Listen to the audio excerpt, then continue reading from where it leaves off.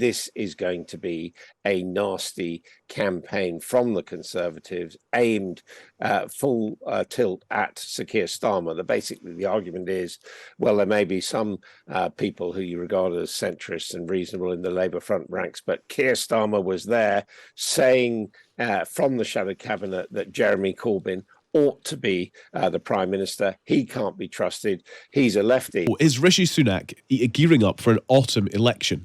The Times reports today that after his trip to Italy for this right-wing conference, he'll be heading back to Westminster to really ramp up his election strategy. Lord Pickles is a former Conservative Party chair, and he told Breakfast that Rishi Sunak needs to think differently to the election of 2019. Political parties always make the mistake of fighting the last election. And this will be a very different election from the 2019. Sir Keir is a very different character from Mr. Corbyn. And the electorate, frankly, don't like negative campaigns very much. And I don't think it would suit the personality of the Prime Minister. I think if you underestimate the virtues of your political opponent, it's a very big mistake. And people will vote on the basis of what they think the future lies, not just for them, but for their kids. Well, Max Wilson, former head of campaigns for the Parliamentary Labour Party's Political Services Unit, told us this election will be fought on the economy, and that could make it harder for the Conservatives. It's going to be really, really tough for the Conservatives to make their positive case because, frankly, the economy is in such a bad state at the moment. The Labour are going to go on cost of living for obvious reasons. They're going to go on. They're going to be asking the question. They're going to be asking the question: Do you, the electorate, feel richer than you did 5 years ago? And it's quite a simple question in a way. For most people, they're going to say that they don't feel richer. Well, let's speak to Adam Boulton, Times Radio presenter of Sunday morning's politics programme and somebody who's covered several elections in his time. Adam, good morning. Good morning. Good to speak to you. I think, first of all, on the kind of the ramping up of the strategy, is that your sense as well, that really come the new year, the election is on? Well, I think it's really the only thing that positive that the government has got to concentrate on. As you've already been talking about Rwanda earlier on, well, that issue is still going to be there. The economy is still going to be in a difficult circumstance. So the one thing where Rishi Sunak and the Conservatives are really in control is the timing of the general election, unless, of course, the government is brought down by rebels in their own ranks, which remains a possibility. I mean, Steve Swinford is always someone worth reading, but the truth is this is not the first time they've ramped up for a general election, but events have got in the way. And yes, I think, we're all going to be asking, aren't we, we're already asking, but certainly from New Year's Day on, when's the election going to be? The latest it could possibly be is January 2025, but the government looks sufficiently troubled that lasting that long seems to be quite difficult. But then that raises the question as whether Rishi Sunak puts the revolver to the head of his own premiership. Never an easy decision to take, I have to say. I probably agree with those people who think he's going to go long, if he can, beyond the summer into the autumn. I certainly wouldn't rule out us being in the same position this time next year, expecting an election in January. Wow. But it's top of the agenda. And really, the big question that Conservatives have to ask themselves is, do they want to win this election and fight it or not? Because there are quite a lot of people, and I think we saw that with the right-wing rebels over Rwanda, who'd quite happily lose the next election because for them, they want to fight over the carcass of the Tory party, and they think they can win that and take it in that direction, even if it's not in power. Yeah, and the message being briefed from, the various articles that we're kind of pulling together over the last couple of months, as you say, and Steve Swinford repeats it today, is the kind of insider knowledge, and Isaac Levido, the election strategist, who's going to start properly at Conservative HQ as of the new year as well. But him saying that Labour have not sealed the deal, in his words, that's the quote, many voters remain undecided. None of that mattered, he argued, if the Tories were still riven with infighting.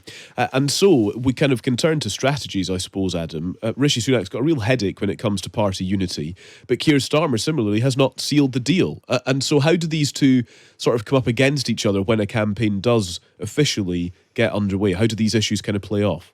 Well, it depends how you define seal the deal, doesn't it? In terms of which party would you vote for? Labour are well ahead, and they have been ahead for a year, around 20 points. That, I think, would be interpreted by most people as sealing the deal, although inside Labour headquarters, they've been deliberately scaring the shadow cabinet, saying it's not in the bag, you shouldn't assume it's in the bag, this is how it could go wrong, and you've got to campaign all out. But the difference is, I think that the Labour Party at the top looks united behind winning, whereas the Conservative Party, with the best one in the world, doesn't. But it's interesting, the first name that comes up and that came up when you talked to Eric Pickles about the election is Keir Starmer.